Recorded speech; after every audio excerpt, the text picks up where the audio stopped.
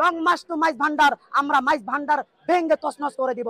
মাইজ ভান্ডার দুই কারণে, এক নাম্বার কারণ এই মাইজ ভান্ডার হচ্ছে আওয়ামী লীগের দোসর, দ্বিতীয় নাম্বার কারণ এই মাইজ ভান্ডারের বেদাতি কাজ চলে, আর তারা হাটাতে মাদ্রাসার সামনে গিয়ে যায়, আমাদেরকে উস্কানি দেয়, আর সেই উস্কানিতে পড়ে আমাদের ছাত্র ভাইরা অনেকে আহত হয়ে যায়, ঠিক কিনা?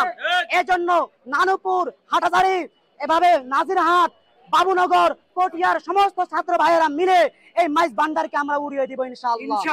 যদি আমাদের কোন ছাত্র ভাইয়েরা মারা যায় তাহলে আমাদের এই হুঁশিয়ারি। আর আরেকটা জিনিস কথা হলো, এই যে প্রশাসন, হাটাজারি মাদ্রাসার এই পাশে প্রশাসন আছে, এই পাশে প্রশাসন আছেন, এবং আর্মি বা র্যাবের একটা ক্যাম্পও আছেন। এখন 4-5 ঘন্টা হয়ে গিয়েছেন, তাদের কোনো সহযোগিতা আমরা পাচ্ছি না, বরং আমরা কি দেখতেছি, তাদের পাশে পুলিশ থেকে তাদেরকে ট্যাকেল দিচ্ছে, তাদেরকে নিরাপত্তা দিচ্ছে, আমাদের উপর যেন ইট পার্কেল ছুড়ে আমাদেরকে আহত করেন। এই প্রশাসনের মাঝেও আওয়ামী লীগের দোষর রয়েছেন, এই আওয়ামী লীগের দোষর শেষ করে সেখানে ভালো ন্যায় নীতিবান মানবতার একজন পুলিশ বসাতে হবে। আমাদের দাবি একটাই, সেটা হলো লং মার্চ টু মাইজ ভান্ডার, যদি আমাদের কোনো ভাই মারা যায় ইনশাআল্লাহ।